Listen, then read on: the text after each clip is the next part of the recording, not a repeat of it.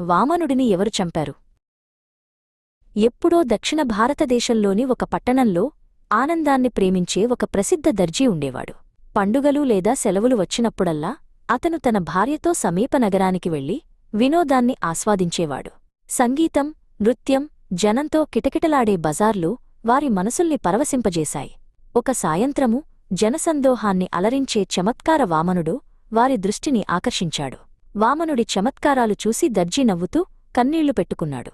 ఆ దంపతులు అతన్ని మరుసటి రోజు తమ ఇంటికి రావాలని ఆహ్వానించారు.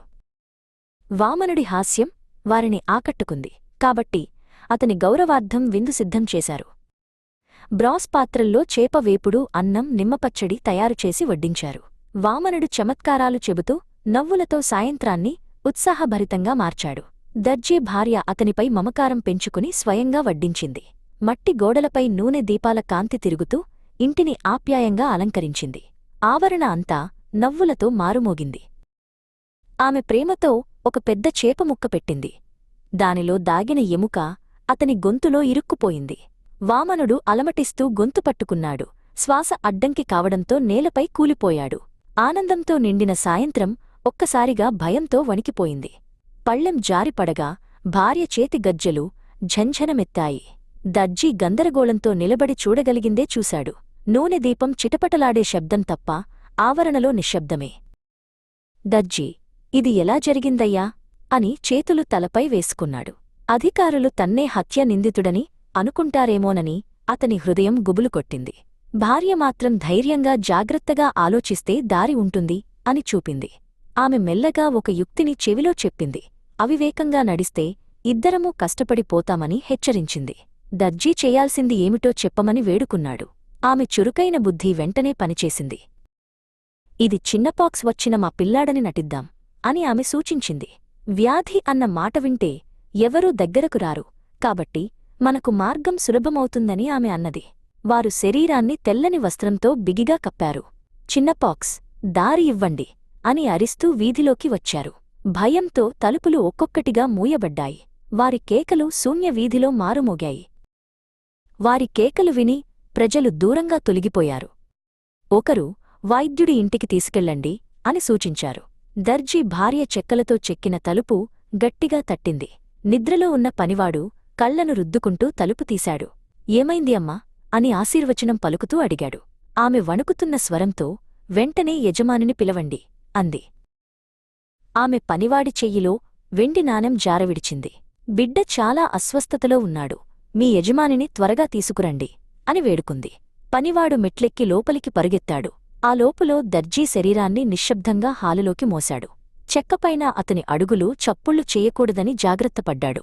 భార్య మెట్లవద్ద కళ్ళు తెరిచి కాపలా కాసింది. దర్జీ శరీరాన్ని మెట్ల మడతపై జాగ్రత్తగా ఉంచాడు.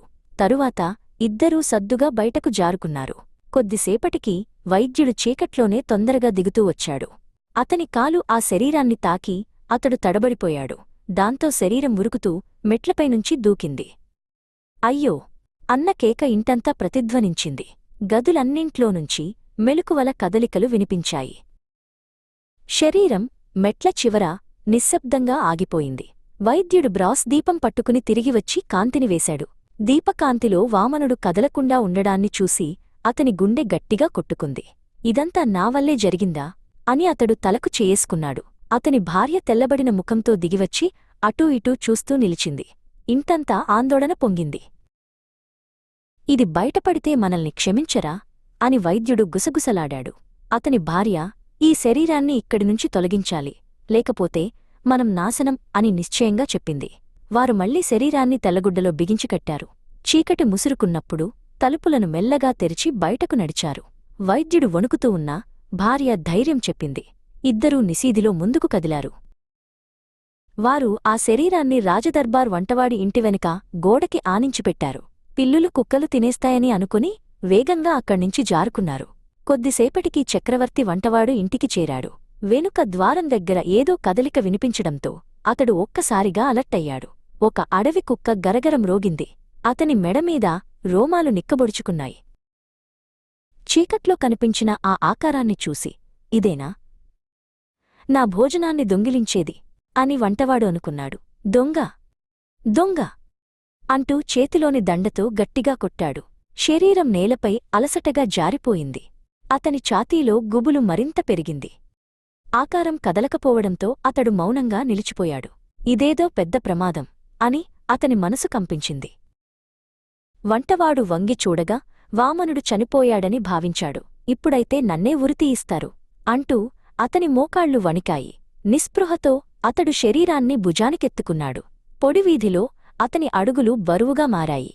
నుదిటిమీద చెమట ముత్యాల్లా మెరిపించింది. దూరంగా కాపలాదారు కేక వినిపించడంతో అతను ఆత్రంగా సాగాడు.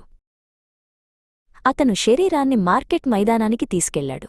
ఒక మూసివేసిన దుకాణం షట్టర్కు ఆనించి నిలబెట్టాడు. అప్పుడే మత్తులో ఉన్న ఒక సాహూకారు తడబడుతూ అక్కడికి చేరాడు. నీడలో నిలబడి ఉన్న ఆకారాన్ని దొంగనని భావించి తిడుతూ మాట్లాడాడు. కోపంతో గొడుగు ఎత్తి కొట్టబోయాడు. గాలిలో తడికలప సుగంధ ద్రవ్యాల వాసన తేలింది. దొంగని పట్టుకో అంటూ సాహూకారు అరుస్తూ శరీరాన్ని గొడుగుతో కొట్టాడు. అతని అరుపులు వినిపించడంతో జనాలు చుట్టుముట్టూ చేరారు. కొందరు అతన్ని పట్టుకుని న్యాయమూర్తి వద్దకు ఈడ్చుకెళ్లారు. నేను తప్పేమీ చేయలేదు అని సాహూకారు విలపించాడు. ఎవ్వరూ వినలేదు. త్వరిత న్యాయం కావాలని గుంపు హోరెత్తింది. అవిశ్వాసపు చూపులు అతడిని చుట్టుముట్టాయి. మేజిస్ట్రేట్ అతనిపై హత్య ఆరోపణ మోపాడు. ఉషోదయం కల్లా ఉరిశిక్ష అమలు చేయాలని ఆజ్ఞ ఇచ్చాడు. చౌక్ మధ్యలో ఉరివేదిక కట్టబడింది. జనం గుబాళించుకుని చూడటానికి చేరారు. కొంతమంది ఇకనైనా దొంగల భయం తగ్గుతుంది అని చర్చించారు. ఒక వాద్యకారుడు నెమ్మదిగా దుఃఖస్వరం మ్రోగించాడు. ఉరితాడు మెడకు వేసినప్పుడు సాహూకారు వణికిపోయాడు. ఆ క్షణానికే వంటవాడు పరుగెత్తుకుంటూ వచ్చి, ఆపండి, నిజానికి నేను చేశాను అని అరిచాడు. మేజిస్ట్రేట్ ఆశ్చర్యంతో అతనిని వివరాలు అడిగాడు. గుంపంతా ఒక్కసారిగా అతనివైపు తిరిగింది. తాడు కొద్దిగా సడలించబడింది. మైదానంలో చర్చలు గుసగుసలుగా వినిపించాయి. మేజిస్ట్రేట్ తాడును వంటవాడి మెడకు వేయమని ఆజ్ఞ ఇచ్చాడు. అప్పటికి వైద్యుడు ముందుకు వచ్చి, లేదు, దోషి నేనే అని అరవసాగాడు. గుంపు మళ్లీ గందరగోళంతో నిట్టూర్పు విడిచింది. మేజిస్ట్రేట్ గంభీరంగా కనుబొమలు ముడిచాడు. రక్షకులు తాడును మార్చటానికి కదిలారు. నిశ్శబ్దంలో గాలికూడా బరువెక్కింది. వైద్యుడు, నేనే మెట్లపై తడబడి అతన్ని కిందికి తోశాను అని వివరించాడు.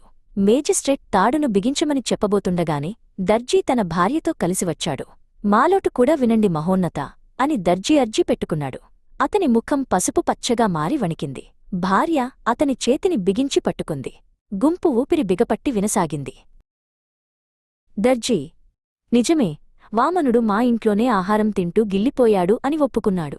ఇప్పుడైనా నిజం బయటపడింది అని మేజిస్ట్రేట్ అన్నానుకోగానే రాజు దూతగుర్రంపై ఉరితీయుదలను ఆపించాడు. చక్రవర్తి ఆజ్ఞ, అందర్నీ కోర్టుకు తీసుకురండి అని దూత ప్రకటించాడు. నిందితుల గుండెల్లో భయం చెలరేగింది. జనం మార్గం విడిచారు. మైదానం ఒక్కసారిగా నిశ్శబ్దమైంది.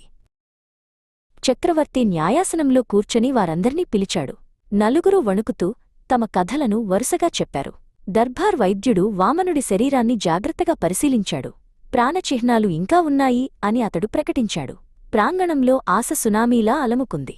చక్రవర్తి ముందుకు వాలి కళ్లలో కరుణ మెరవసాగింది. వైద్యుడు అత్యంత జాగ్రత్తగా వామనుడి నోరు తెరచి లోపలికి చూశాడు.